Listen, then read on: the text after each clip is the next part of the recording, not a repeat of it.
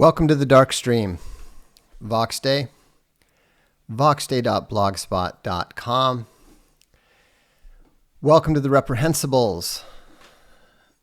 Welcome to the VFM, to the Dread Elk, to the Legion, and to the Bears. Thanks for tuning in tonight. The Conservative Political Action Congress, or whatever it's called, CPAC 2019, has come to an end. And it was interesting to hear about it from some friends of mine who were there. One of the things that they commented on was that, let me actually read you a quote. "If I was disconcerted prior to my trip, I'm totally disenchanted now. I posed your question numerous times. What is the ideology of conservatism? To find no one had a ready answer. And they don't. Because conservatism is not an ideology. Conservatism is not a political philosophy. There are no conservative principles. And it is a attitude. It is a posture. And it's not something that has the ability to be successful over time because it doesn't have any goals. The Dashing Rogue says CCCP, CPAC. Why didn't I think of that before? Wow. The fact that people like Van Jones are welcome there, whereas people like Faith Goldy are not. The fact that the log cabin Republicans and the LGBTQ whatever activists are welcome there is enough to demonstrate that, as Slapweasel says, they don't conserve a damned thing. That is a pretty good joke. CPAC, that's a funny way to spell AIPAC. And what we're seeing every day now, is what Hasgany describes as the rule of an empire by a nation in its own interests. And that's normal. But the problem is, as I wrote about today on my blog, one common phenomenon of late stage empire is that the ruling elite changes. Foxwolf Bear says, "Evening Vox. I finished reading Jordanetics as an ex-fan. I feel less anger and more pity for a man like him. A history of strategy is next." That is an excellent choice. And so there's no point in trying to fix conservatism because it's broken from the start. It doesn't work. It never could work. And the consequences that we've seen were already baked in the cake back when Russell Kirk was trying to explain and create this false political philosophy, this charade of an ideology. It was interesting to me. Well, here I looked up Van Jones, and what's interesting here is on his Wikipedia page, his awards and honors list is amazingly long.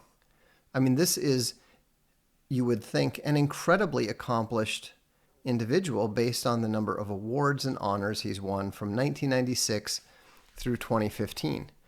But what's kind of funny is that the guy's only written 3 books. One of them with somebody else. But he's won the Rockefeller Foundation Next Generation Leadership Fellowship, the Reebok International Human Rights Award, the Time Magazine Environmental Hero, the Elle Magazine Green Award. He's one of George Lucas Foundation's Daring Dozen. He won the Campaign for America's Future Paul Wellstone Award, the Puffin Nation Prize for Creative Citizenship, World Economic Forum Young Global Reader, Essence Magazine 25 Most Inspiring African Americans, Hubert H. Humphrey Civil Rights Award, Time Magazine's 100 Most Influential People in the World. Honestly, in 2009, he was supposedly one of the 100 most influential people in the world. NAAC President's Award, Commonwealth Club of California 21st Century Vision Award, Global Exchange Human Rights Award honoree, Ebony Magazine's Power 150, Rolling Stone Magazine's 12 Leaders Who Get Things Done, The Root Magazine 100 honorees, Ebony Magazine's Power 100, the National Urban League's Toyota Clean Energy honoree, Environmental Media Association's Green Biz Global Innovator Award, Rainbow Push Coalition's 2015 Vanguard Award, and the David E. Glover Vanguard Award. That's not even all of them. I skipped a few. Now, what about that gentleman spells conservative to you? What exactly is he trying to conserve? He was in a communist activist group in college. And so, what you see is that this guy is nothing but a political grifter. He's a left-wing political grifter. And so it's just astonishing to me, not only that, we know these creatures exist, these political creatures exist, and yet why would what is supposed to be, this important conservative group, this important conservative convention be doing having him come speak there? Odd Rob says, if conservative is just an empty posture, how did it become so popular? Why do so many people call themselves conservatives? Because they don't want to call themselves liberals.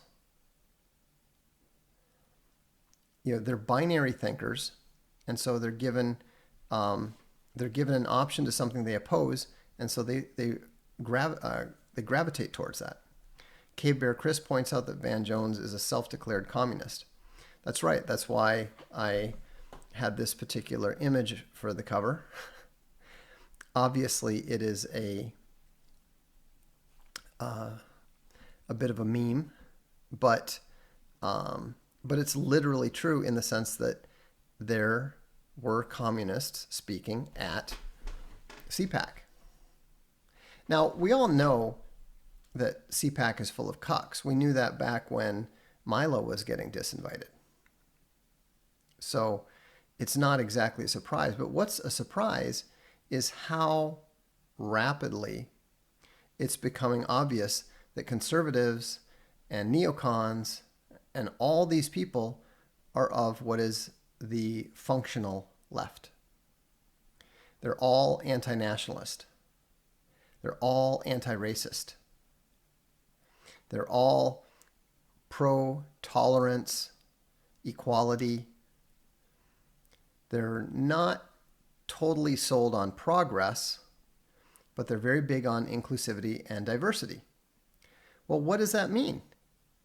Tolerance, equality, progress, inclusivity, and diversity is the SJW program. Conservatives are now becoming SJWs. They are in the process of becoming SJWs, which is why they're doing things like disinviting the Alex Joneses, the Milos, the Faiths, the Nick Gillespies, or not Nick Gillespie, Nick, what's his name?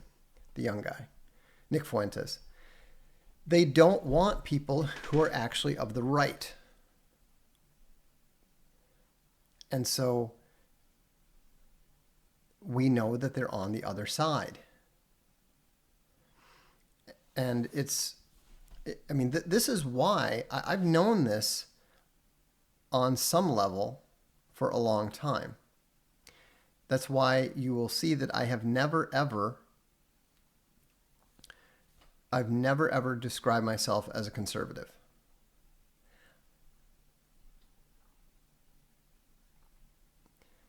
And that's why they were so intent on poisoning the whole alt-right concept. That's why they were really happy to try to talk up Richard Spencer and defang that movement of young men, especially towards nationalism, which was and so they, of course, what do? They always pump up some shill as the leader who can misdirect things in a way that they consider to be harmless.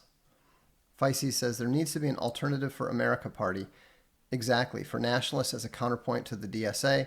Third parties may not work, but replacing the Republican-Democratic duopoly on both sides could work. Look, nothing is going to work in the sense that you mean, well, gee, we'll just elect the right people and then we'll change things. It doesn't work that way. You're not ever... The nature of the stuff is that you have to be able to influence people without actually taking office and taking control yourself. That's why AIPAC is so influential and so successful, because they simply tell the politicians what they want them to focus on. The politicians that they are funding, and they basically say, look, you need to do what, and they're smart about it. They don't tell them what to do all the time. They probably very, very seldom do it.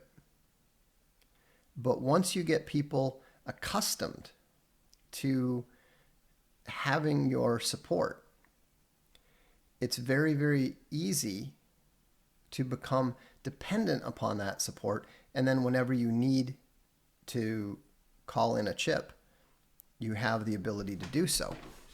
And so, and this is mostly perfectly legal. I mean, the only thing that is actually wrong about AIPAC is the fact that it should be registered as a, foreign lobby group, because that's what it is. But, other than that, I mean, they're operating within the system. It's a problem with the system. And so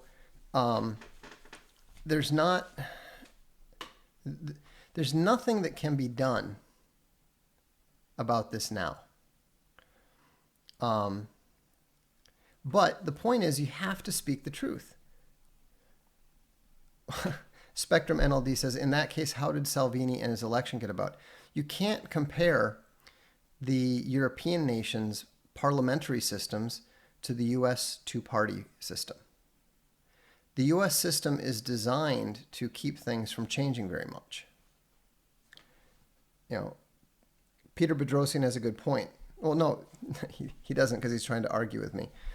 The AfD in Germany was hated until they are now 1/3 of the Bundestag. Look, I knew about Matteo Salvini when the La Liga was still Lega Nord, and Umberto Bossi was actually running it. Cielo duro. Okay? I know more about most of this. I know more about the European nationalist parties than the vast majority of people who live in Europe, as I do. So you don't try to correct me on these things. I know what I'm talking about. The Sweden Democrats are doing well. The True Finns were doing extremely well until their leadership cucked. Then they broke up, and the leadership is now basically out, and the revived version of it is doing very well again.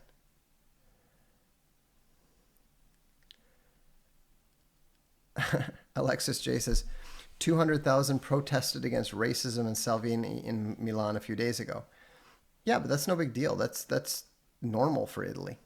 There's always, the communists can always get people to turn out.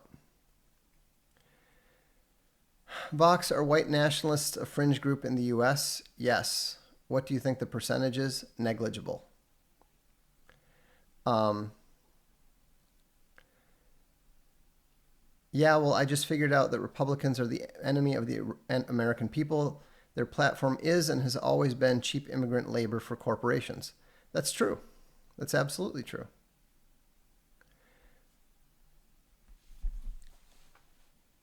Um, let's see. I'm trying to find that other super chat. Oh, there it is. Muffhead says, "Hi Vox, is American restorationist an okay term for those on the right who don't consider themselves conservatives?"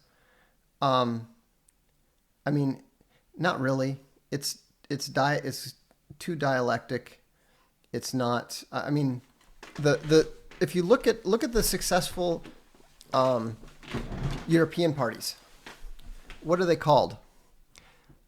La Liga, which is was La Liga Nord.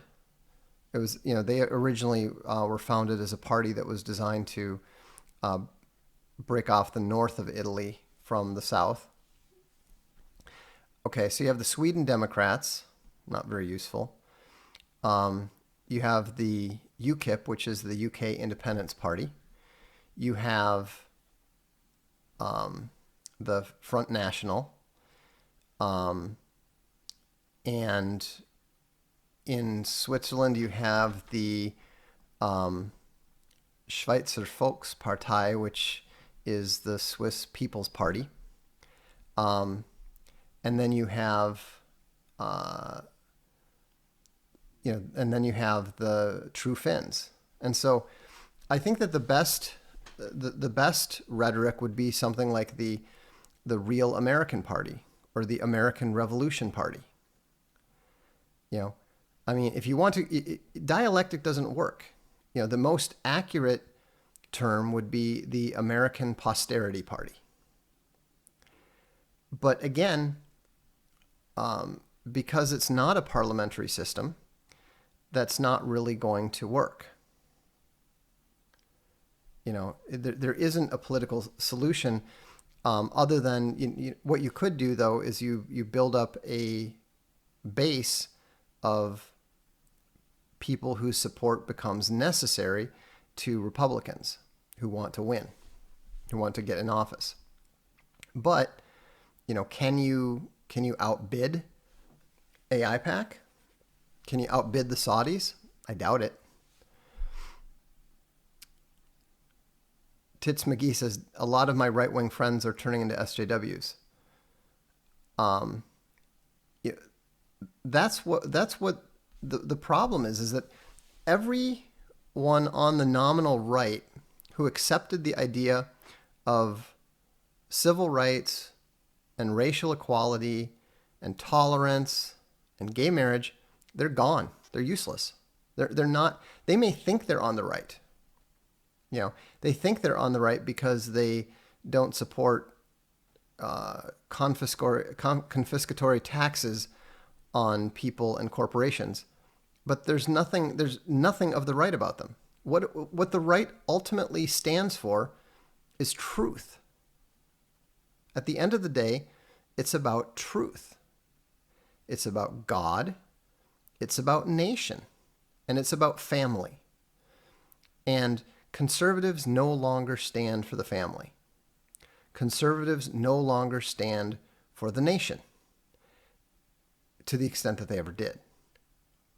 And so, you can't defend it. You can't, there's nothing that you can support that.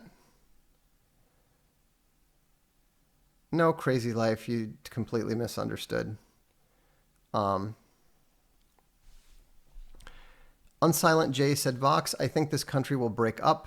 I have traveled the country most of my adult life working construction. It seems city and rural doesn't work. I'm a member of the Texas nationalist movement. You're right. You're absolutely right. It's going to break apart. And, it was always going to happen at some point in time. But now we're seeing, I've said that since 2004. People used to think I was crazy. Now, almost everybody sees it. Almost everybody sees it is coming. What are your thoughts about Rand Paul calling to block Trump's emergency to build the wall on the grounds of it being unconstitutional? I mean, this is part of the problem. This is why conservatives and libertarians can never win. You know, the left doesn't concern itself with the Constitution, and most Republicans and all Democrats are totally uninterested in what is actually unconstitutional. It's just a weapon to them. And so, suddenly deciding that you're going to be principled on when somebody does something to actually defend the country, I mean, that's not a country that's going to survive for long.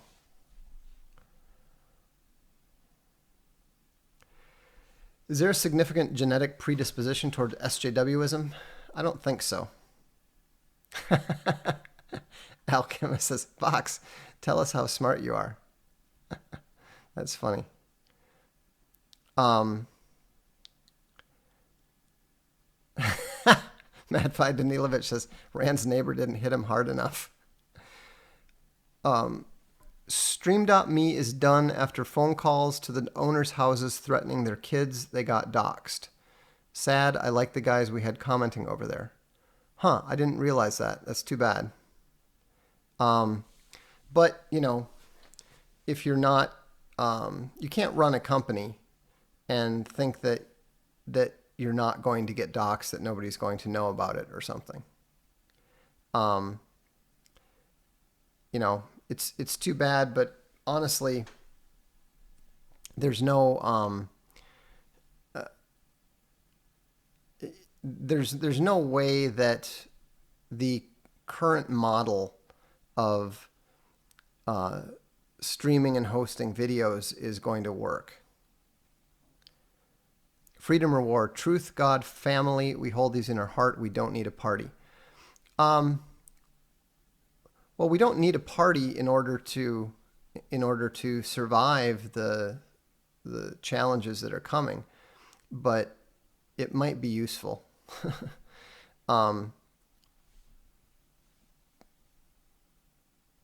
You always lose a game that you're not playing the actual rules by. That's correct. That's absolutely true. The Green Pope says, Vox, you point to history showing that empires always fail, usually due to similar reasons. Does this mean that you don't believe there is anything that empires could do to change to survive? Well, typically what they do to survive is they change leadership. If you look at the various Chinese dynasties, China as an empire survived. It was just the leaderships changed. And sometimes part of the empire would break away a little bit, and then it would, and then they would reunite it again. There's that old saying. I think the beginning of the Three Kingdoms says, the empire divided must unite. The empire united must divide. It's something to that effect. And so what they're talking about there is they're talking about the cycle of history, the life cycle of empires. And this is not new. I mean, this is stuff that was written about by the Chinese thousands of years ago. So it's uncomfortable, but you need to keep in mind that it's not the end of the world. The end of the U.S. as an empire is not the end of the world. It just means that the structure of the world is changing. I mean, think about the way that the world has changed since 1900. It's changed incredibly. And I'm not talking about technological change. I'm just talking about the map. And it's going to continue to do that. And what Americans don't understand is that now it's affecting them. It's affecting them where they live. Male SJWs have, K-Bear Chris says, male SJWs have two universal genetic traits, micropenis and no testicles. I can't say that I've ever checked. Hello, Vox. Here's some money for you from Darth Pliskin. Thank you. And also a question, what is Toe Rogan's current height? Well, I understand that he's 4'6", but that's in lifts. And we don't know exactly how high the lifts are. So, could be anywhere from, 4'4" to 4'1". Duralex Sedlex says, in the long run, it may be wiser to focus on locality and region and wait for the right moment. Well, that's what I believe. I mean, I believe that we need to plant the seeds for the future. We need to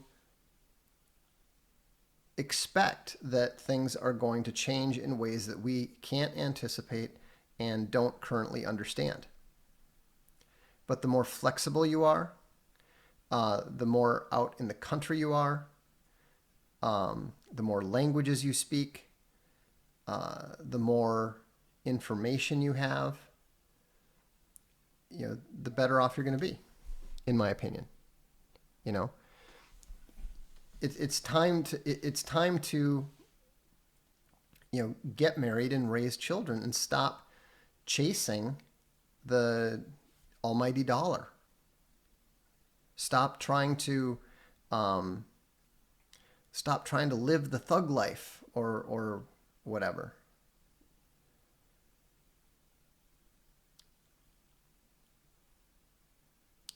Vox Talks is a good title. Why not use it? I don't know, 'cause it's boring. Why didn't Alex Jones destroy Joe Rogan just like Jesus Christ told him to? I don't know. Maybe he didn't tell him that. Freedom or War says, as the empire fails, I can smuggle out truth, God, and family wherever I go. Values. Well, that's true, Vox, what do you think the mechanisms of the breakup will be? States voting to leave the Union? Either way, I see the federal government lashing out violently to retain power. Not necessarily. I mean, who would have thought that the Soviet Union was going to let Kazakhstan and Georgia and especially Ukraine go? Who would have imagined that? If you look at the capabilities of the U.S. military, it's not at all suited to deal with any sort of civilian uprising that decides that they don't want to accept federal interference in their lives anymore.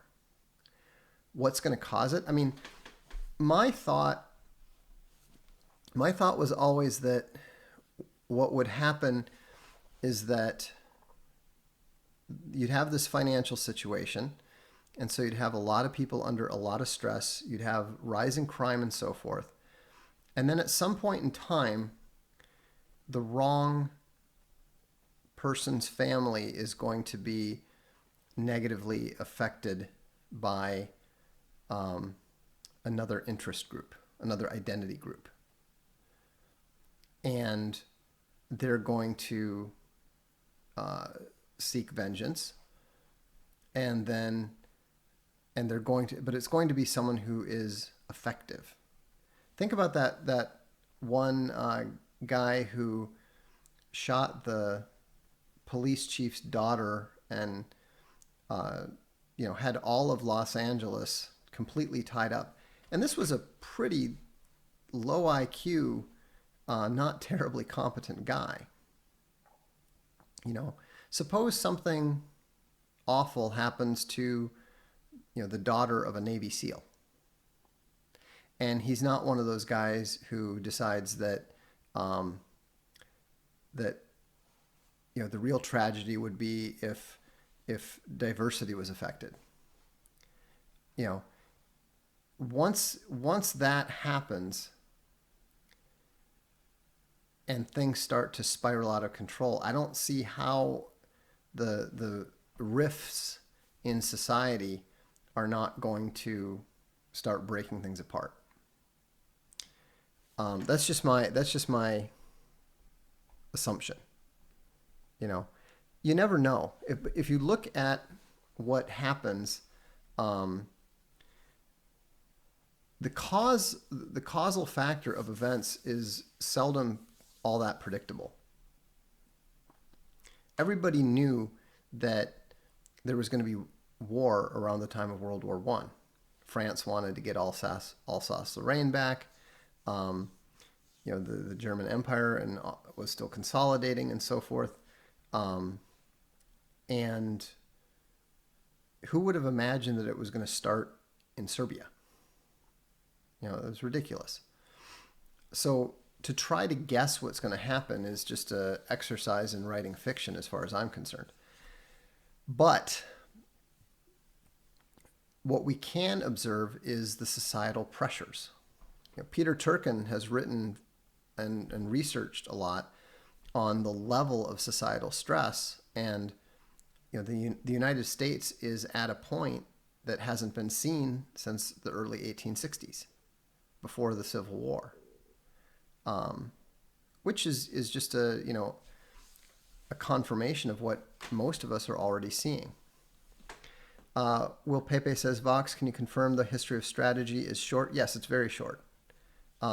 It's totally worth it, though. It's one of the best summaries of anything that you'll ever read. Muffhead says, after turning 16, I went 20 years without talking to God. I recently reaffirmed my faith in Jesus. Thank you. You're welcome. But, keep in mind, as it's not me, it's you. God can use rocks if he wants to. The important thing is just being open to the truth, even if you don't like it. Reprehensible Bear says Frank Castle. Well, yeah, exactly. That's the kind of thing we're talking about, except for the fact that I think that things would likely tend to spiral out of control with the whole tit for tat thing.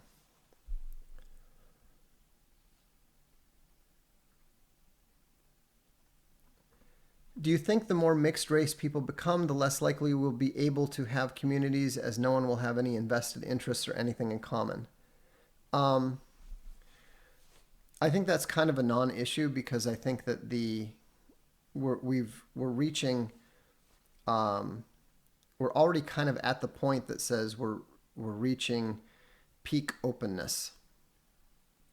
I mean, I'm already seeing that people are much less open.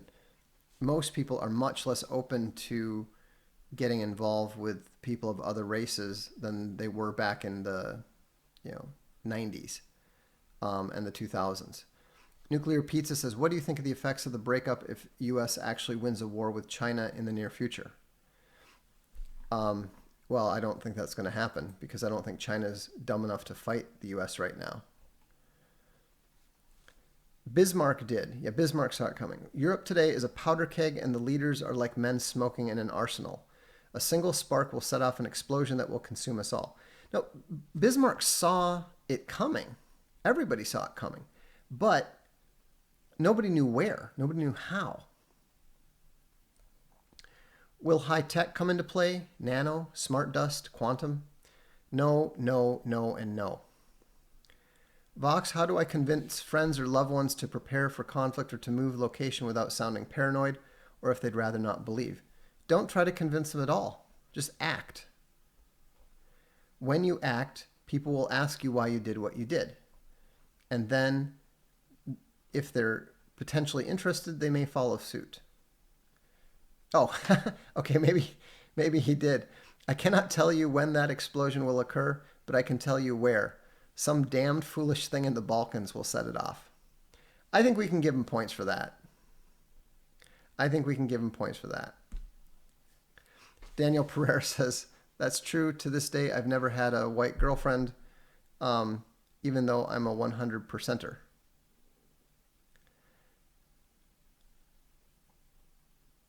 Well, the thing is, you need to keep in mind that I am, I'm part white, part Native American myself, right? And I was dating a Korean girl, and my mother at the time was the only person who didn't think that was great. And she's the one that I get the Indian heritage from. And she knew the difficulties that it entails, the cross-cultural differences that make that put stress on relationships and cause the atomization of the nuclear family. I mean, she actually liked this particular woman, but she said, it's difficult, and it's not fair to your kids. And at the time I was like, whatever, Mom, it's different now. But then you see what these especially the young Hapa men say. The fact that they're they don't fit into either world. And I had to realize in retrospect that my mother actually did know what she was talking about. John Yossarian says, diversity massacred dozens of children in France and England and absolutely no retaliation. Are these countries lost? I don't think so. Not yet.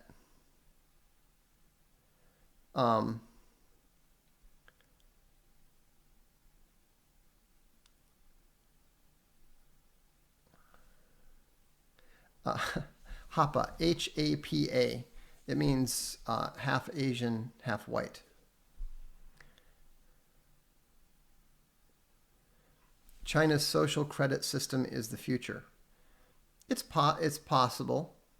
I think that there's certainly, we see that with Twitter. We see that with the deplatformings. I mean, that's just a private version of that.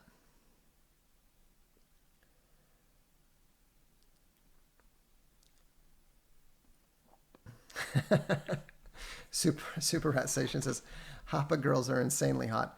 They really can be, but the young men tend to get the young men do tend to get the short end of the stick there. I have to admit that when I was in Tokyo, there was they used to be called Eurasian back then, and there was probably the most beautiful girl I saw in Tokyo at a place where there were a lot of international models was a Eurasian girl who wasn't a model. And it was kind of funny because all the models were all like kind of glaring at her like, we're supposed to be the hot ones here. What the hell? Okay, we got that one already. But the thing is that it's difficult. It's difficult to see that none of us wants this. I grew up in Minneapolis during the Prince era, and everybody liked the whole multiracial thing there. It tended to work in that particular mix at the time.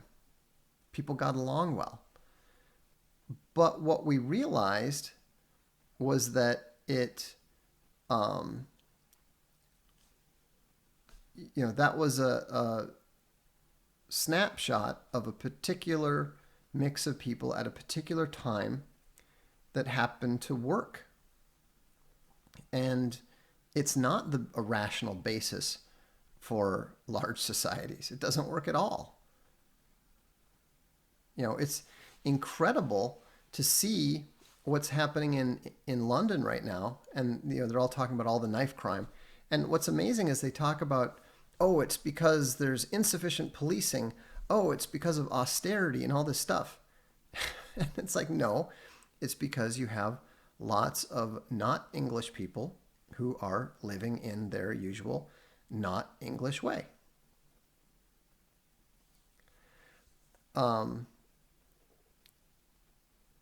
See, Watchman says, I have 2 Hapa nephews and 1 Hapa niece. They live in Oahu. Beautiful children, gorgeous. Yeah, I mean, that's nice and all. But when those nephews grow up and they're 5'5", you know, they're barely taller than Joe Rogan, and neither the Asian girls nor the white girls are interested in dating them, they tend to get really, really bitter. I mean, I'm not making this up. You can do a search for, you know, angry Hapa, and you'll find plenty of results. You know, I mean, to the extent that they have their own little culture, that's what they talk about incessantly.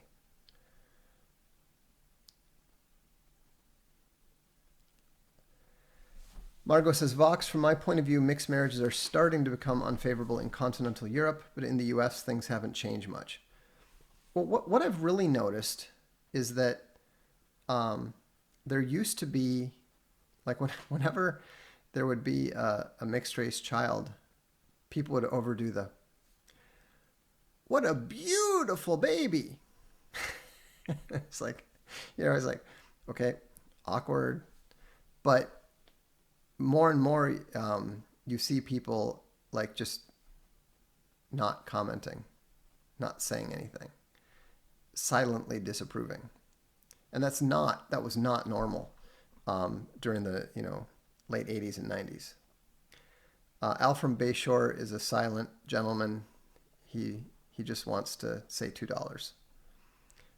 We appreciate that. I'm from Southern California and see miscegenation everywhere. White girls here are awful. White males here are weak. I never see young homogenous white couples. Is CA the future or a unique example? Well, CA is the, I mean, California is part of the Bronze Empire now. You know, the whole, I mean, I don't know if you're aware of this, but there is a whole Mexican philosophy.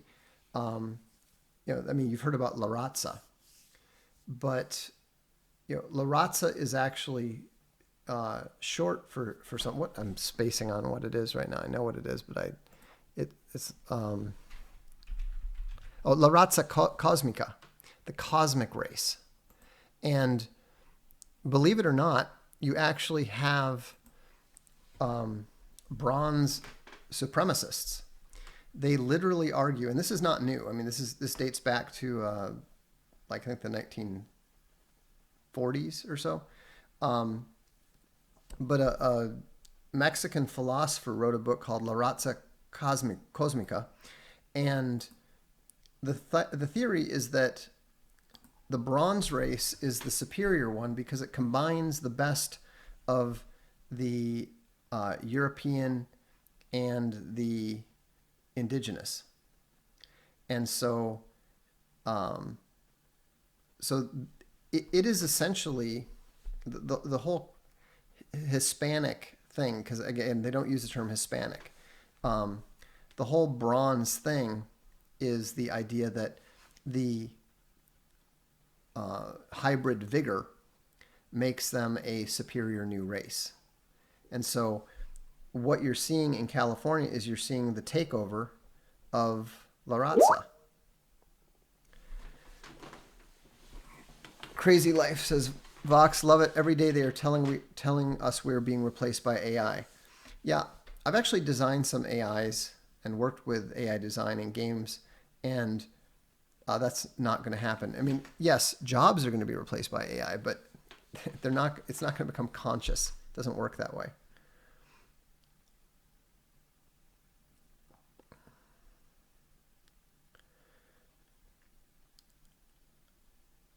Tiger Tan Bear says, why didn't the bronze people give us TV and liberty then? Well, maybe TV and liberty is not important. Surgeon General X says, "Hi Vox, what advice would you give to a young Vox knowing what you know now?" I would say, okay, you know those Apple II games you like? And you know how your dad is making 1024 by 768 256 color graphics? Why don't you recreate them? Why don't you hire an artist and do a better version of those games?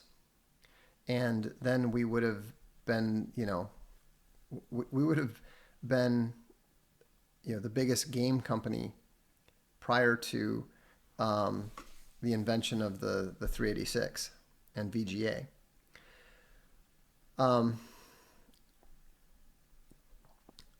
I still don't know how I didn't see that. It's just stupid. Brendan Harnett said, "Would you ever do an interview with Jesse Lee Peterson? I already have twice." I mean, Jesse knows me. I was actually, I've been on his show twice.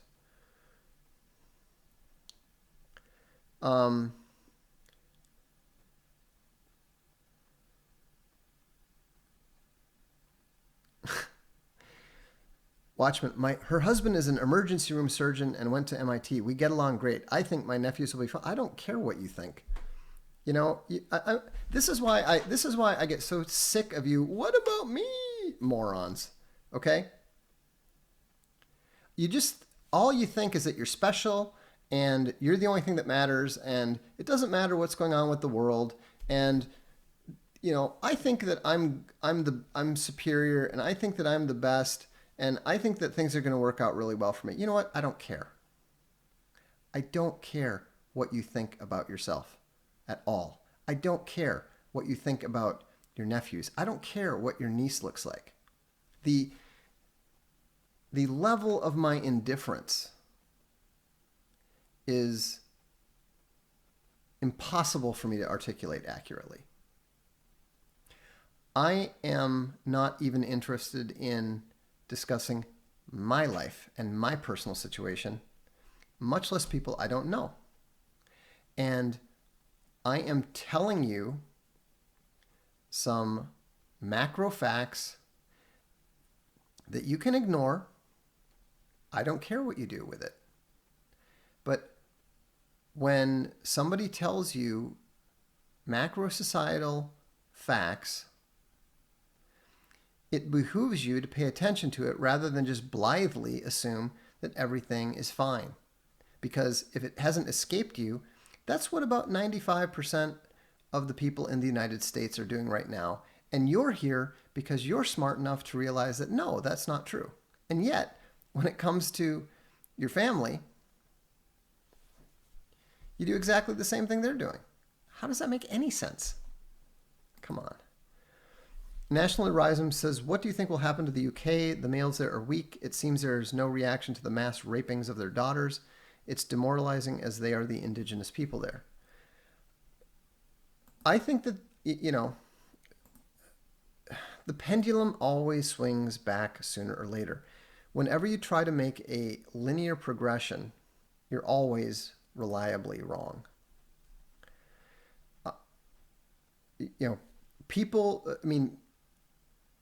People become weak because times are too easy, and then times become hard, and then people become strong. That's the cycle.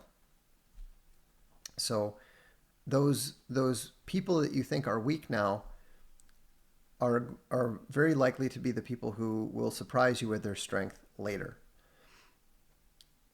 Silver Nazgul says, "What is your take on the adulterous woman parable? And do you think the Churchian take on it is one of the driving forces behind conservatives?" No, I mean, my take on it is that you should be focusing on your own sins rather than everyone else's.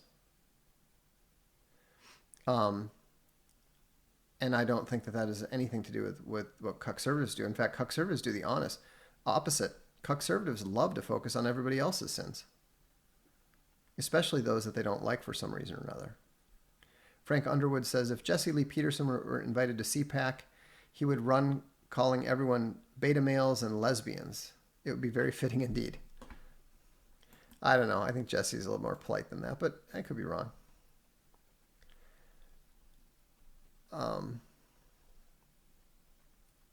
But Vox, exactly. But Vox, I know a nice Arab person.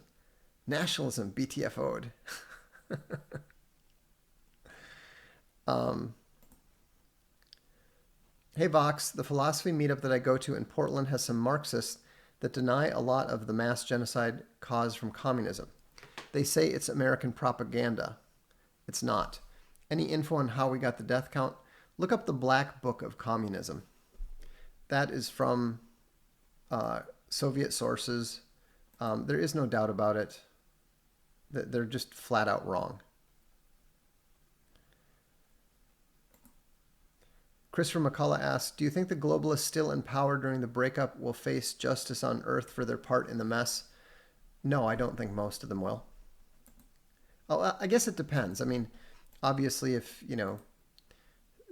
New York City gets nuked or something, then they might. But, I mean, they already see a lot of this stuff coming. That's why they're buying places in New Zealand, and that's why they're buying ranches in Montana, and why they're building bunkers and stuff.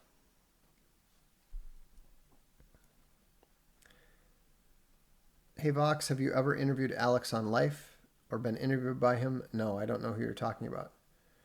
And look, I understand that there are exceptions to the rules. That Korean girl that I dated ended up marrying a white guy, and their kids are like superhumans. I mean, they're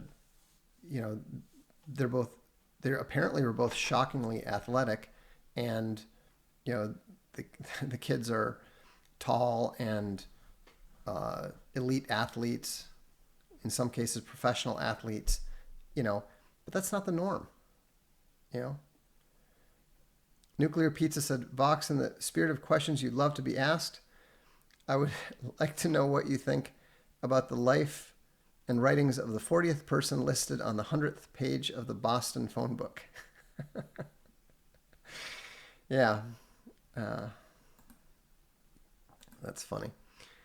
Mike C. said, Vox, you've often said whites in the U.S. will never unify, but then say the Republican Party will become the white people's party. Do you not think that there's a chance for white identity? Not in the nationalist sense, not in the sense of an actual nation.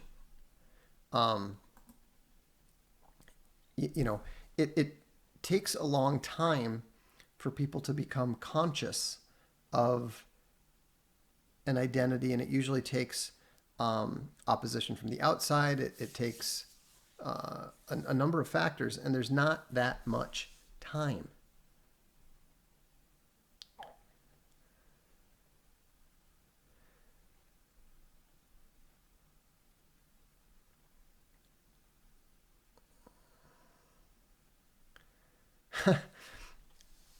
Seth De Silva says, New Zealand is going democratic socialist. Good luck, rich guys. Not to speak of the Ring of Fire. Yeah, that's true. I would actually be more concerned about China. I think that eventually Australia and New Zealand are going to come under heavy Chinese influence.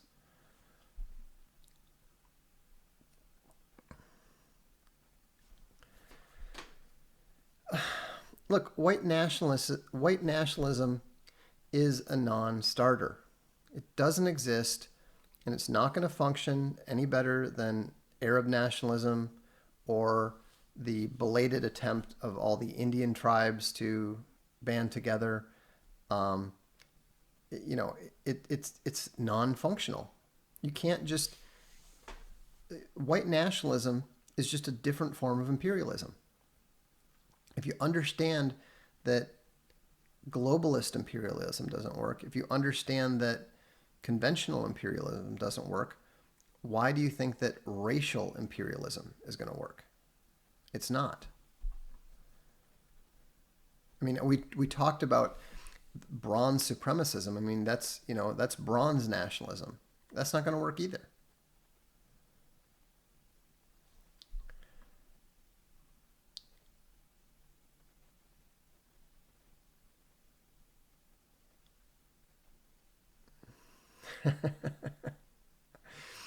Vox, what's your opinion of Chef Boyardee? Inedible. I hated it even when I was a kid. Do you have any opinion on Terence McKenna? Oh, McKenna's a total madman. He's just a complete lunatic. Don't take him seriously. Marie Golay says, I'm going to say that us Polish white girls hold our own. Poland is awesome. I think that I love the Polish nationalists, the demonstrations at the football games and stuff. It's fantastic. Mr. Pink says China is already one of the largest landholders in Australia. They bought the Kidman ranches. Well, that's impressive because I think the Kidmans own something like 13% of the land there.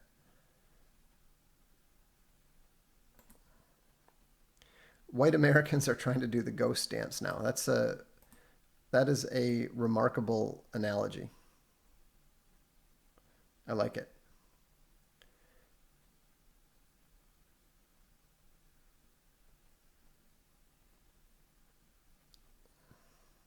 Actually, I have an interesting McKenna story.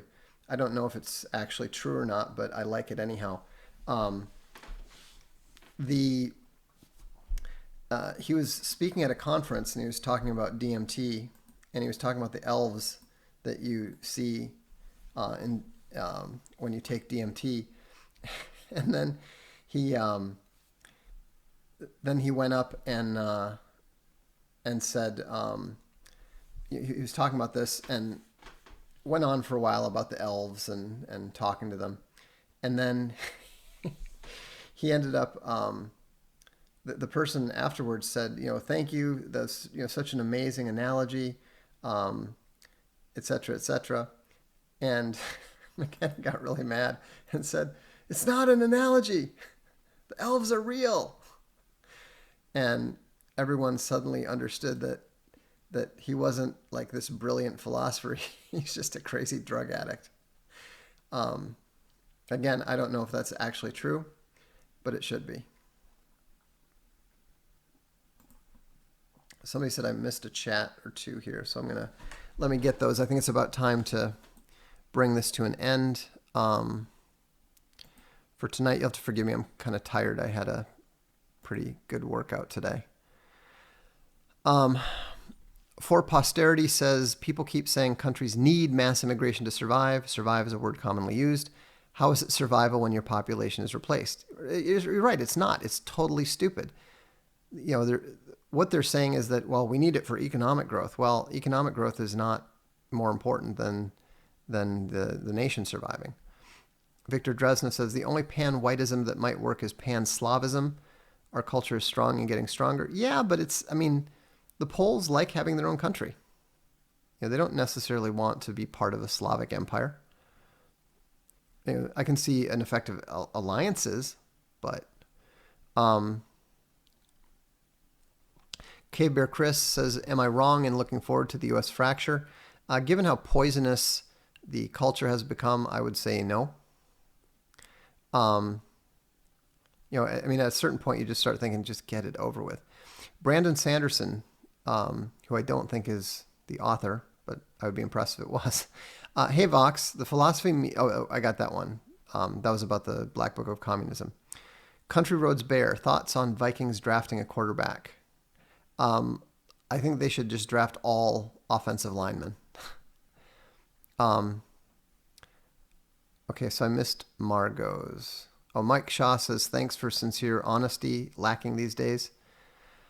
Well, when people abandon Christianity, they have no reason to be dedicated to the truth. If you don't believe in the big T truth, why stick to the small t truth? Vox, what would be your ideal economic system? I'm still dwelling on that. I'm still mostly a Austrian economist, but I'm a nationalist version.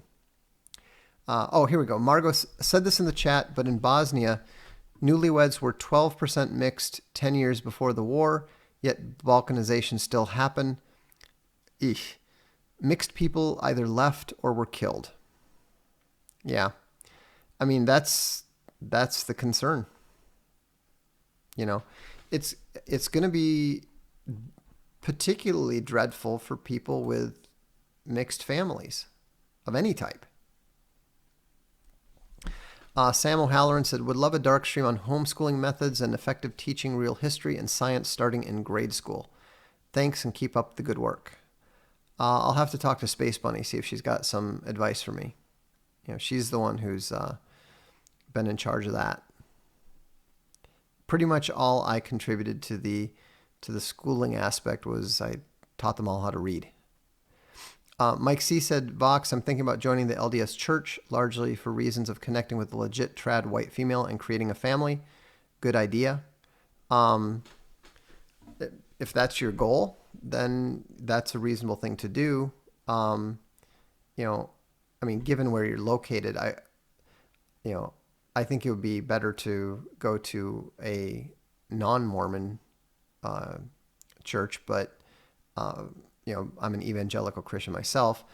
But the main thing is just if you prioritize something, you will make it happen.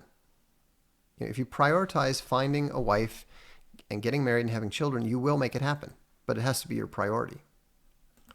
So, all right. Well, I think it's time to wrap it up. So thank you so much. Remember that conservatives never conserve anything, especially not when they're inviting communists to CPAC.